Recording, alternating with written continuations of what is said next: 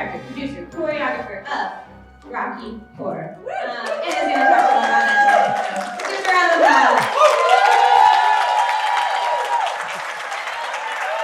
Thank you. Hi, good morning. All right, I am so glad to be here. It would not be Halloween if I was not in a gold Speedo, so this makes a whole lot of sense.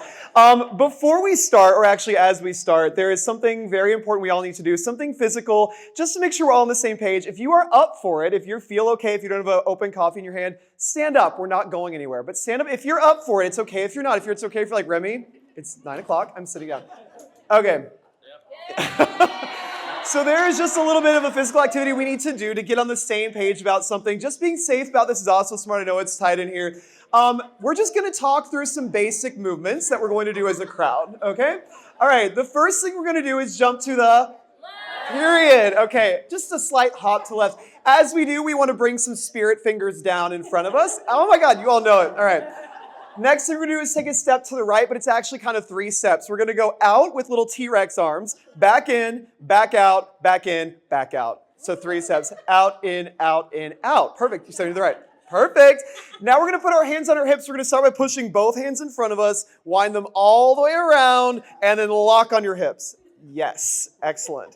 And then you're going to bring your knees in ta'ait. We're going to dig our knees together. If that poses an issue, if it's tough to go laterally, just get a little half squat is fine. All right, but connecting our knees is great. And now it's the best part. It's the pelvic thrust. We're going to go forward and backward. We're going to do pelvic thrust. That really drives you in, and then on sane, you're going to hop your hips this way and go all the way around like this. Insane. Perfect. Now there's more to it, but that gets the job done. Thank you for participating. You can sit down. All right. I feel like we know what that was just called, what we just did.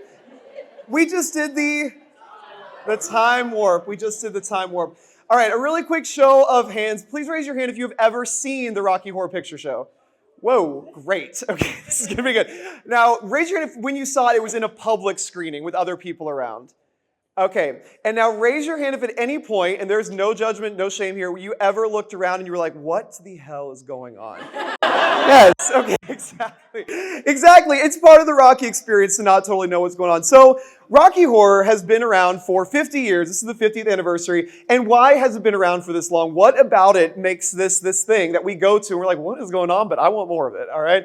Again, I'm Remy Sisk. I'm the artistic director of Time Slip Theater. We're a theater company that is here in Louisville. Our name is literally based on Rocky Horror, the lyrics of Time Warp, with a bit of a mind flip. You're into the time slip.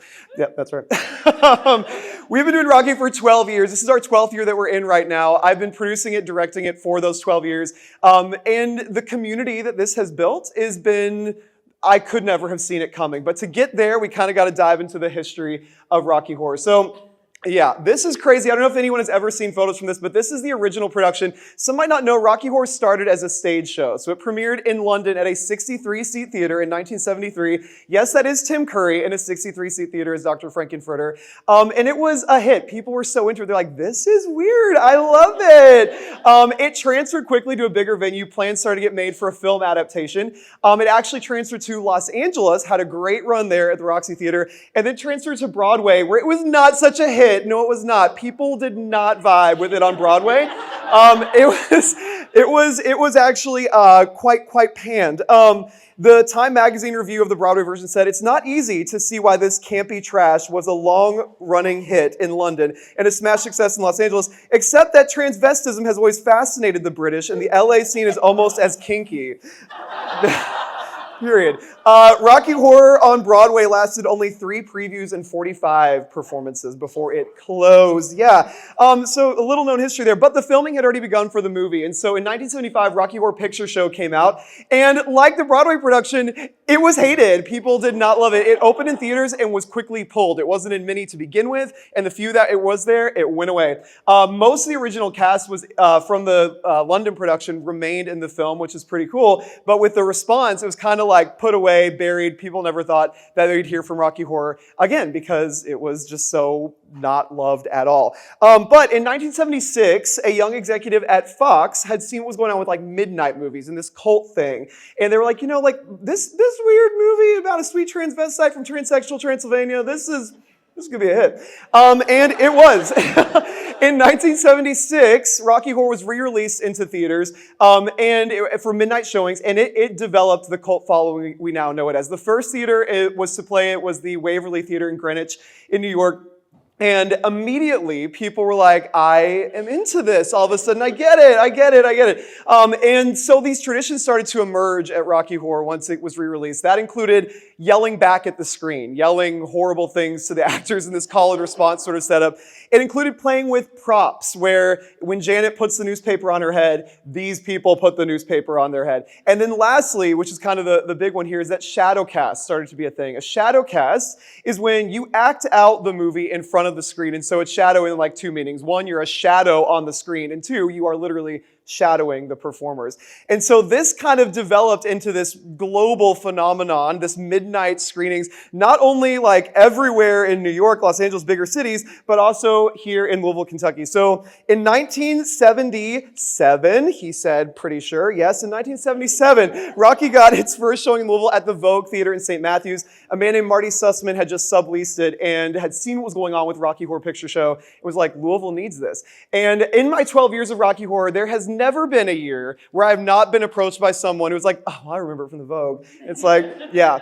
The history of the Vogue Theater doing Rocky Horror is crazy. By 1979, this thing had reached popularity where they were doing multiple sold-out runs of this a month. 800 seats in that theater were full, standing room only, lines outside. There was a live motorcycle that was once run through. I mean, it was a crazy time.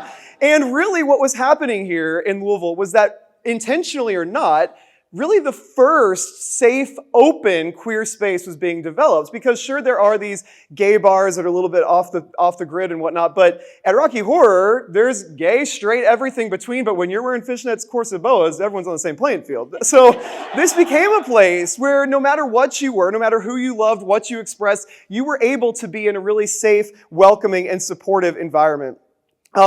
Now, the Vogue shut down in 1998 and Rocky transferred to Baxter Avenue Theaters, where some people might remember seeing it. It played there until 2010. And what happened here was that as it continued into the 2000s, there were people who were going who were children of those who had seen it at the Vogue, which was crazy. This sort of almost became like a generational thing that they passed down, where their parents were like, go to Rocky Horror at midnight at Baxter Avenue Theaters. What could go wrong?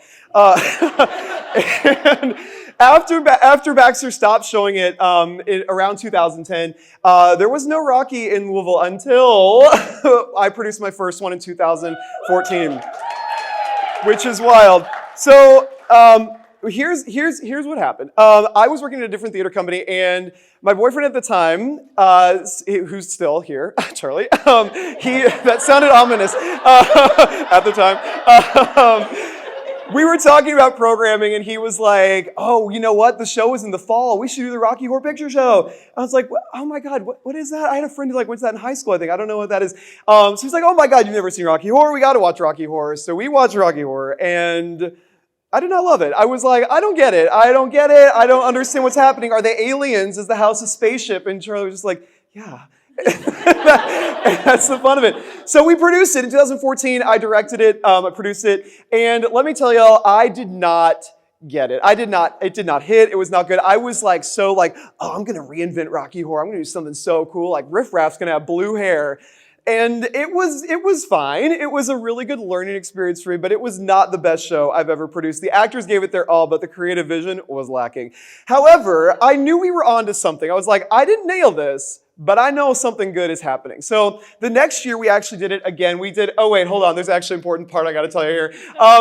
What I was onto here was the general Rocky feel, and that was this thing we did at intermission. If we got enough donations, I would do the curtain speech in my underwear, and if we got even more donations, I'd get pied in the face. Why? It just seemed right for Rocky Horror. And so this thing, I was like, we're headed somewhere good here. There is something happening here that we like. Okay, so year 2, we did it in Central Park. Kentucky Shakespeare, obviously, that's their home. And so we see those shows. We're like, oh, perfect, a big set. We arrived to, a shell of a set because it was October. But Shakespeare was awesome, like giving us the ins and outs of how to approach it. And then year 3, that's the one on the right there with me, upside down. Year 3, I was like, Rocky Horror has survived for a reason. I don't need to reinvent this. I don't need to give Riff Raff blue hair. Okay, let's just do the long, wider blonde hair, right? We do not need to reinvent something that has had so much success for decades. So we reached out to Play Louisville. We asked if we could do the show there for one night. They were like, yeah, for sure. We recalibrated the production. I kind of made some concessions to my hotshot egotistical brain. And it was awesome. It was awesome. We had a huge crowd. We got a following. People seemed into it. Micah, the owner of Play, actually called me that next day and was like, will you come back next week and do a second show? So that was really exciting. So from there, we really started to build this community, build this annual tradition of the Rocky Horror Show here in Louisville, including, we have unbroken news because in year 7, which was 2020, we did go to the rooftop of Churchill Downs and sit 6 feet apart in masks and sing the shows that we have never missed a year. Okay, anyway. All right, so along the way, as we sort of developed this live show year after year, Shadowcast started to come back in Louisville. Copper and Kings of Brandy Distillery in 2017, they posted on Facebook they were going to do a Rocky Horror Picture Show screening, and they said they were going to have a Shadowcast. I saw that, had never done a Shadowcast, had never seen a Shadowcast. I reached out and I said, we'll be your Shadowcast. We will. I met with them, and it was awesome. Did I know what I was doing? No, but you know what? It's all in the movie behind you, so just do what they do, right? How hard could it be? A learning curve for sure, but it was a whole lot of fun. So Copper and Kings in the top left, and since then, we got all these different community events that really were so cool, and different ways to bring Rocky deeper into the community, different parts of town, different audiences who get to do the time warp with us. The top right is when we did it at the Sourbeck Drive-In on a tractor trailer in masks. The bottom was when we did it at Iroquois Amphitheater for 2,000 people. I led the time warp and I had a costume contest. It was crazy. And what's so cool is that no matter where we went, so many times people are like, oh, it's my first time seeing Rocky. But it's the same joy in the atmosphere. It's the same joy in the audience, same love for this thing, no matter whether they've seen us a million times or not. I mean, we've done a ton of different stuff. I cannot tell you how many places I've been in a gold Speedo and people are just like, what are you doing? It's time warping, hello. So as this live show grew, so too did our Shadowcast and these events we do. We did one actually literally last night. It's a tradition that continues. Some other fun little highlights along the way is that we have met most of the original cast of Rocky Horror. On opening night of year 1, the restaurant I worked at the time, Hillbilly Tea, if anyone remembers it, Kirsten Schofield, yes. Susan Sarandon came to eat there. She was in Louisville, and I was like, opening night of Rocky Horror and Susan Sarandon is at Hillbilly Tea where I'm working. This is meant to be. And then later on, we did the time warp at a GalaxyCon convention at the Convention Center for Barry Bostwick, Patricia Quinn, and Nell Campbell, all stars of the original film. Nell Campbell got on stage with us with my friend Sarah, who was playing Columbia, and did the time warp, and it was crazy. So there are these highlights that have just been unparalleled. This community is so far-reaching from the literal stars of this original production all the way to the people who are coming out for this free thing at Iroquois Amphitheater. Now, the thing is that this same handstand photo has persisted. I don't know if you saw it in the first slide of the Broadway show, but there is this thing where even though it's changing, it's also staying consistent. This brings us up to tonight. We are literally doing Rocky Horror tonight at Play Louisville. If anyone wants to come, use discount code CMLOU. You can get cheaper tickets, period. We did a Shadowcast last night. This tradition is still ongoing. It is not going anywhere. We did the show at the Last Refuge last night, and it's been something that really, I just love that the community can't get enough of. So this has really become home for us. I cannot tell you how many of these things I have done, how many Shadowcasts, how many events, how many pop-up events or anything, but I can tell you that as we have built this brand, these live shows, this Shadowcast and community events, you become friends with these people because you can become pretty tight with people when you're fast changing corsets and fishnets backstage. You become friends for life. And what's really special is that we've been through the highs and lows of recent history together. I mean, we're doing the Rocky Horror constantly, and so everything that's happening in the world, we often are connecting on. Even when entertaining, when creating is the last thing we want to do, we come together and put on this thing and make this happen. So why? I've told you this whole story. I've told you the fun trivia. You're definitely going to nail it if anyone asks you a Rocky Horror Show trivia question at your next trivia night. Why am I telling you all this? Why has this endured? Why do people throw toast to the screen? Why do they yell slut and asshole at a movie? Why? Why? And that is because Rocky is home for so many people. Rocky Horror is this weird thing. It opened in that 63-seat theater. It has become a safe place of self-expression, of individuality, of empowerment. And when the world is so hard and unbearable, Rocky Horror becomes this soft place to land where you can just come and put on a boa and just feel hot and cool and fun and not judged for who you are, but celebrated for who you are. And that is everywhere in the world, including us here in Louisville, Kentucky. So this is Time Slip Theater. This is my community. This is my family of freaks. And the thing I was just saying about, we live through these histories together. I mean, there have been times where some of the elections, let me tell you, I had Rocky rehearsal that night. I mean, there is no one else I'd rather be with in that time. When you can be in this place where you are just free to express who you are, be who you are, in a place that is loving you and including you and celebrating you for that.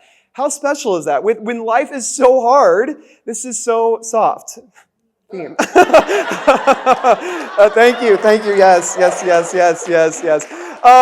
This thing I started doing in 2014, I didn't know what it was, but it certainly has grown into a family. And I think that is what happens when you believe in the art you're doing. I knew it was wrong in year one, but I knew we were on to something. And when I stuck with that, and the people who stuck with it with me continued to make it better and better, it just pulls people in. It attracts people who want to do this cool, crazy, weird art with you. And likewise, it attracts the audience, people who are like, they look like they're having fun, I'm having fun with them. And it creates this world where we create together. Yes, we're doing Rocky Horror on stage, but it is as much for you as it is for us. We love doing it. We could do it to no one, but how special is it that we get to do it with you all? When the opening guitar riffs of Time Warp come on and people stand up like we did earlier, it's the best because we're all in it together. We all get to be who we are in the same place together, and that is just something I think it is so special to preserve. Now, I've been talking a lot about community, about building a community, but what real good does it mean to talk about community if it's the leader of the community saying it? So I do have a friend coming up to help me out here. Welcome Sarah Bell to the stage.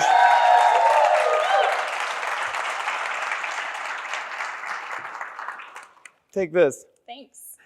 So Sarah, just a quick introduction, is the only actor in Rocky Horror who has been in the show for all 12 years. She is still playing Columbia. She plays Columbia tonight. So Sarah, here you go. Hold both of these things. Thank you. Hi, everyone. I'm going to start at the beginning, and it was at 4th Street Live. 12 years ago, I was working mostly bartending and serving, and I finally got a job doing sales coordinating. If you ever got a text saying, hey, it's Sarah from Sports and Social, you want happy hour? That was me.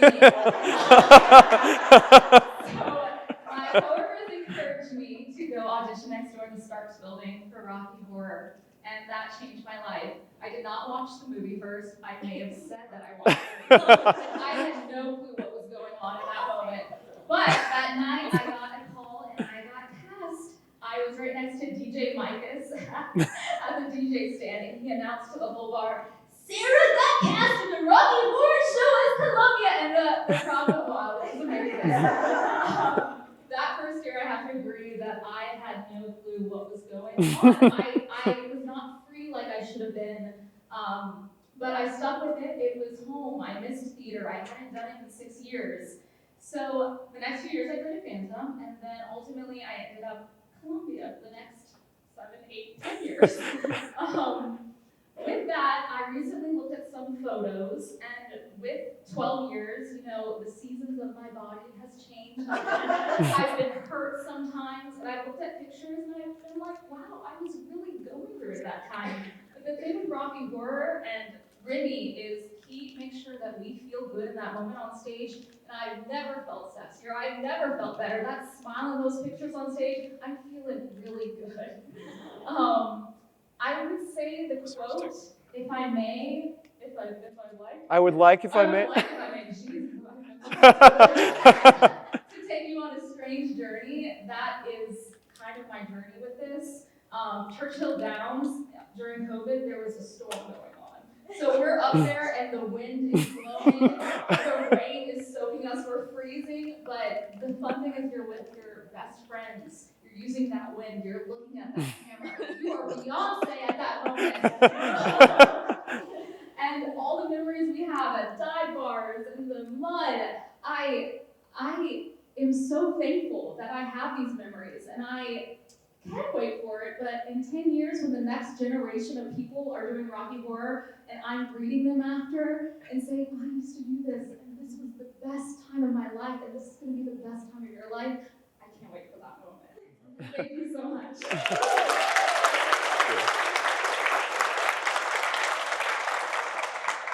That was emotional. Thank you, Sarah. All right, y'all. We are going to pull this thing to a conclusion here. So, over its history, despite what is happening in the world, always, there has been this time warp to come back to. There has been from the first days in London, through the movie, through the Vogue, through Baxter Avenue, and then down to Times Square Theater. And this has existed, and like Sarah was just saying, it will continue to exist. Rocky Horror being one of these first places of queer liberation, of expression, and not only that, but of outward allyship, showing up with these queer people, celebrating them, saying, yes, Frankenfurter, that is an act of inclusion. And that is why this thing has survived. That is the why here. It has become a soft, welcoming, happy, inclusive space that will transcend all of us.